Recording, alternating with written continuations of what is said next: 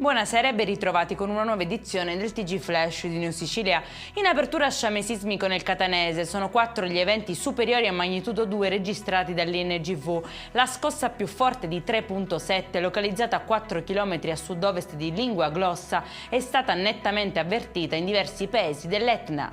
Restiamo a Catania e manette un 32enne che avrebbe rubato la cassa di un bar di piazza Abramo Lincoln, fuggendo via con l'incasso dell'intera giornata pari a circa 19.000 euro. Le telecamere di videosorveglianza hanno incastrato il responsabile inchiodandolo alle sue responsabilità.